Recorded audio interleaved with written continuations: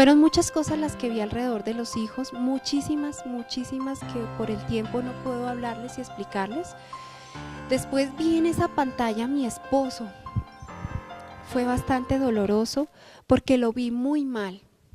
Pero aún más doloroso cuando yo le pregunto al Señor, Señor, ¿por qué mi esposo está así?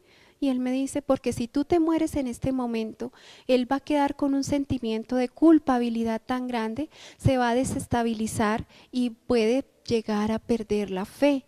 Para mí eso fue muy doloroso, porque yo fui testigo de cómo el Señor, a través de nuestra amada Madre, la Virgen María, tocó el corazón de mi esposo y lo llevó a la conversión. Y cómo el Señor se estaba glorificando grandemente en él, porque mi esposo ya le servía al Señor.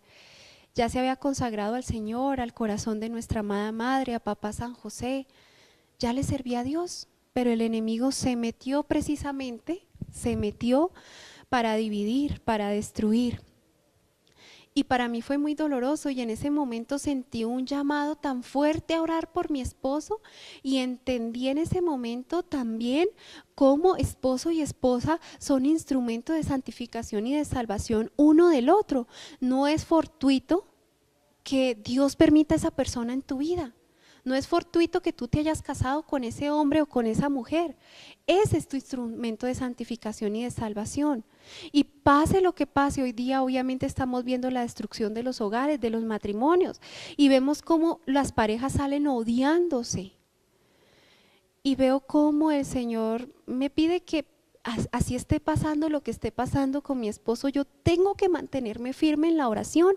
Yo no puedo descuidar el alma de él. Yo no puedo descuidar el alma de mi esposo o de mi esposa. Tengo y siento una responsabilidad fuerte por esa alma, por la salvación de esa alma. Y siento que tengo que orar fuertemente por él. Y así desde allá, desde ese momento empecé a hacerlo. Pero mi dolor fue muy profundo, porque no podía entender en ese momento qué estaba pasando con mi esposo. Y empieza el Señor a hablarme del matrimonio e igualmente como antes que no lo puedo explicar, siento que viene una cantidad de información y me mete una cantidad de información acerca del matrimonio y lo único que puedo decirles ahora en este momento es qué sacramento tan hermoso, tan maravilloso, qué sacramento tan grande para el Señor, tan importante para Jesús. Porque es que Jesús se casa con nosotros. Qué sacramento tan importante para el Padre Celestial.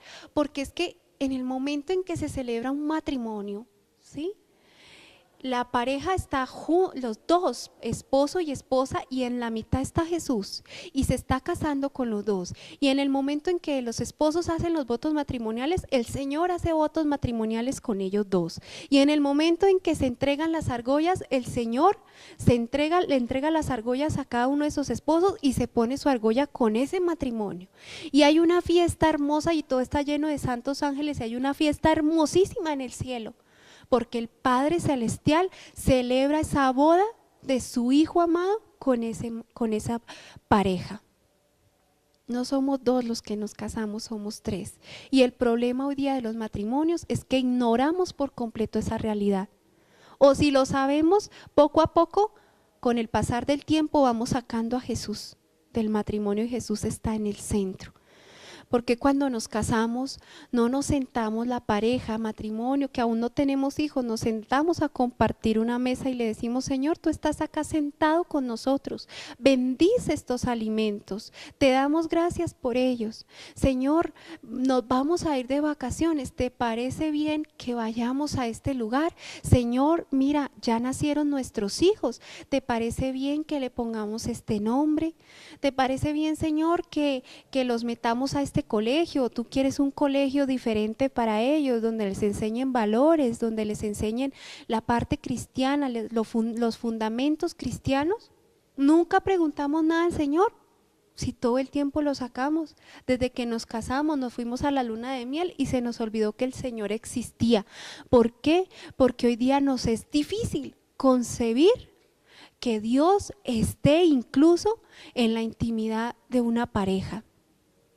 Pero si el matrimonio está en gracia, si ha recibido la bendición de Dios y se mantiene en gracia, Dios está en el momento de la relación íntima entre esposo y esposa. Nos es difícil imaginarlo porque ya nos hemos dejado llevar por el demonio con todas las ideas de perversión, de morbosidad, de lujuria, de impureza. Pero el Señor creó la sexualidad con un sentido de pureza y de amor tan grande que es bello y no es irrisorio e ilógico imaginar la presencia del Señor en ese momento. Incluso bíblicamente el Señor nos enseña que Él está en ese momento. Por ejemplo, en Tobías podemos ver cómo él y Sara oran antes del momento del encuentro como pareja y se lo ofrecen al Señor. Yo hoy día digo, si todas las parejas de esposos oraran antes de su encuentro íntimo, oraran, se lo ofrecieran al Señor, lo bendijeran al Señor por ese encuentro, le dieran gracias al Señor por ese encuentro, no habría adulterio. No habría adulterio. Pero nos falta entender y nos falta quitarnos de nuestra mente esa concepción morbosa, impura, lujuriosa que el enemigo ha puesto. Esa concepción está dentro de la fornicación y el adulterio.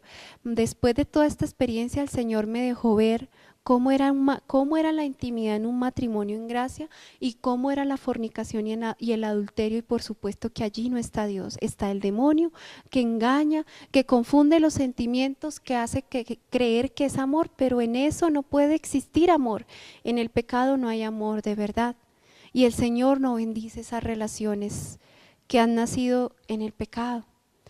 El Señor bendice la relación que está en gracia, por eso es algo maravilloso. Es algo maravilloso entender cómo debemos luchar por nuestros matrimonios y debemos cada día, si hemos sacado al Señor de en medio, empezar a vincularlo y hacerlo el centro de nuestra vida. Yo me di cuenta a través de esta prueba que el Señor permitió que Él no era el centro. Yo decía que sí, que yo amaba a Dios y que Dios era lo primero en mi vida, pero esta prueba que el Señor permitió en mi vida con la infidelidad de mi esposo me dejó ver que eran mentiras, que el ídolo que yo tenía, que el Dios que yo tenía era mi esposo y no era Dios verdaderamente. Por eso hoy día le doy gracias al Señor por dejarme vivir esta prueba, porque hoy día sí, para la gloria de Él y por gracia de Él, puedo decir que el Señor es el primero en mi corazón, el primero en mi vida. En ese entonces, aunque lo decía, no lo cumplía. Hoy día yo los invito a ustedes a que luchen fuertemente por sus hogares, por sus matrimonios, a que no se dejen ganar esa batalla del enemigo, a que no desistan. Muchos desisten sin siquiera haber dado la batalla. Fueron muchas más cosas también las que vi acerca del matrimonio, no puedo extenderme, pero empecé después a ver unas imágenes, una tras de otra, como cortos de una película de toda mi vida, desde que estaba muy niña. Y empiezo a ver situaciones de pecado, de faltas, errores de mi vida, el bien que había dejado de hacer, todos esos pecados que había cometido, pecados que me dolían mucho, el haber sido motivo de pecado de otra persona, eso duele profundamente, saber que otra persona se puede condenar por culpa mía. Hoy día le pido al Señor con todo mi ser y con todo mi corazón, Señor, que yo no sea motivo de pecado ni de perdición, sino motivo que otros reciban la gracia y la salvación, pero no lo que hice en la vida pasada. Que hoy todavía el Señor me sigue moldeando, sé que todavía me falta muchísimo, pero cada día estoy ahí entre sus manos para que Él siga formando esa vasija que de verdad le va a servir plenamente en su reino. Empiezo a ver todo eso de mi vida y no solamente veía todo eso, sino veía también las heridas que yo había arrastrado a la eternidad, las heridas que desde niña tenía y me las había arrastrado a la eternidad. Por eso hoy entiendo y comprendo, y más aún detrás de mi profesión, la importancia de sanarse, de que todos necesitamos sanación interior, todos la necesitamos. Y veía cómo yo me llevaba todas las heridas para la eternidad. lo que no había sanado, lo que no había perdonado, por lo cual yo no había pedido perdón porque también había herido muchas personas y nunca les había dicho que me perdonaran. Todo eso lo pude ver al otro lado y fue casi que una confrontación con los 10 mandamientos de la ley de Dios y empezaba a ver que yo había fallado en todos. Si yo había fallado en los 8 últimos, en los 2 primeros, mucho más, no los podía cumplir. Entonces empiezo a darme cuenta que tengo fallas en todos y voy a hacer como un recorrido así a grosso modo de cada uno y empiezo a darme cuenta que ya que en el tercer mandamiento yo había dejado muchas veces de ir a Eucaristía, de santificar las fiestas, porque me parecía más chévere lo del mundo. Especialmente cuando fui adolescente y joven, me alejé mucho de Dios. No era tan lejana las cosas de Dios, gracias a mis papás, a mi abuela, que ya sé que está allá en la gloria del Señor. Fui educada en una familia católica con principios, con valores. Yo era de sacramentos, confesión, Eucaristía dominical, de oración, pero poco a poco las cosas del mundo que atraen más me fueron alejando de Dios. Incluso hasta cuando estaba en tercero de bachillerato, tenía y quería en mi corazón ser religiosa. Me llamaba, me gustaba ese mundo, me gustaba mucho. Pero poco a poco esas cosas se fueron perdiendo porque ya empezó a ser más chévere los amigos, más chévere ir a cine, más chévere ir a salir con los amigos a las fiestas, al cine. Todas esas cosas me empezaron a atrapar y a absorber y me gustaba más y me alejé de Dios. Entonces ya la Santa Misa no era tan importante, ya se me empezó a convertir en algo aburridor. Qué pereza ir a la misa, es más chévere salir con los amigos. Y poco a poco me fui alejando y allí vi cada Eucaristía de las que dejé de asistir y cada comunión que dejé de recibir. Cuánto dolor sentí, porque yo quería como que se devolviera el tiempo para volver a estar allí, para asistir a esa Eucaristía y para recibir al Señor, porque cada Eucaristía es única e irrepetible. Y yo allí me di cuenta que yo ya no podía hacer eso. Y me dolió profundamente y me dolió porque yo vi que en la medida en que yo más me alejaba de Dios, más me empezaba a hundir en cosas que no eran y empezaba cada vez a caer en pecados más graves, que por supuesto me distanciaban más de Dios y veía que ya yo lo que estaba haciendo era apartar la gracia del Espíritu Santo. Y eso me dolía profundamente. Me dolía ver cómo también cometí tantos malos actos frente al cuarto mandamiento que es tan grande para Dios Padre. Hoy día yo digo que el que cumpla el cuarto mandamiento a cabalidad se gana el cielo. ¿Por qué lo digo así? Los tres primeros mandamientos en orden se refieren a la Trinidad, a Dios. El cuarto en orden es directamente hacia la familia. El Señor me decía, aunque no hay un mandamiento que diga honrar a los hijos, está implícito dentro del cuarto mandamiento. Honrar a padre y madre, honrar a los hijos. Allí está implícito. Y me mostraba cómo el que se esfuerce por cumplir ese mandamiento, empezando los padres que se esfuercen por honrar a sus hijos desde que están en el vientre, los hijos que se esfuercen por honrar a padre y madre desde estando en el vientre, ya a lo largo de su crianza, de su proceso de desarrollo, serán hijos que tendrán todas las herramientas para no caer o no tener la misma debilidad de caer en el resto de pecados. Al honrar a padre y madre,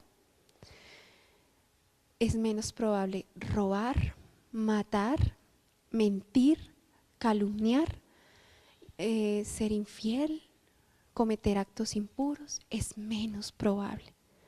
Por eso si uno se esfuerza en cumplir ese mandamiento se puede ganar el cielo, además porque padre y madre son figura de Dios en la tierra y al honrarlos honro a Dios.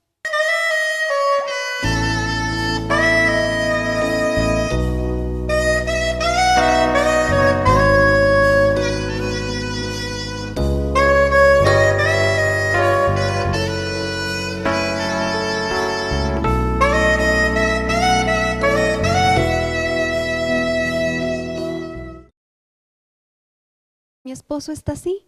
Y él me dice, porque si tú te mueres en este momento, él va a quedar con un sentimiento de culpabilidad tan grande, se va a desestabilizar y puede llegar a perder la fe.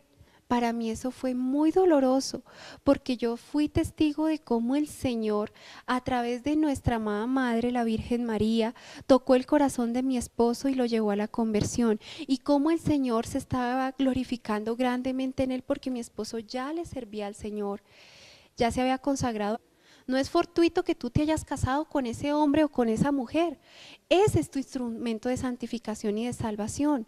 Y pase lo que pase, hoy día obviamente estamos viendo la destrucción de los hogares, de los matrimonios, y vemos cómo las parejas salen odiándose.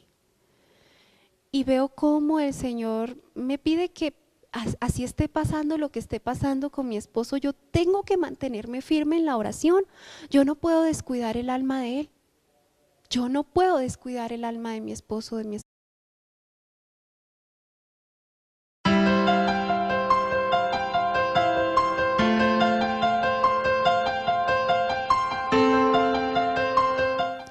Fueron muchas cosas las que vi alrededor de los hijos, muchísimas, muchísimas que por el tiempo no puedo hablarles y explicarles. Después vi en esa pantalla a mi esposo. Fue bastante doloroso porque lo vi muy mal. Pero aún más doloroso cuando yo le pregunto al Señor, Señor, ¿por qué al Señor, al corazón de nuestra amada Madre, a Papá San José?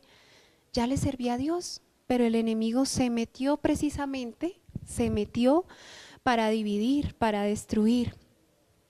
Y para mí fue muy doloroso y en ese momento sentí un llamado tan fuerte a orar por mi esposo y entendí en ese momento también cómo esposo y esposa son instrumento de santificación y de salvación uno del otro.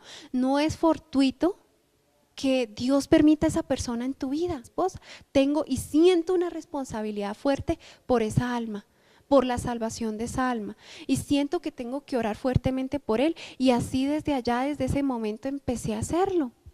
Pero mi dolor fue muy profundo, porque no podía entender en ese momento qué estaba pasando con mi esposo. Y empieza el Señor a hablarme del matrimonio, e igualmente como antes, que no lo puedo explicar, siento que viene una cantidad de información y me mete una cantidad de información acerca del matrimonio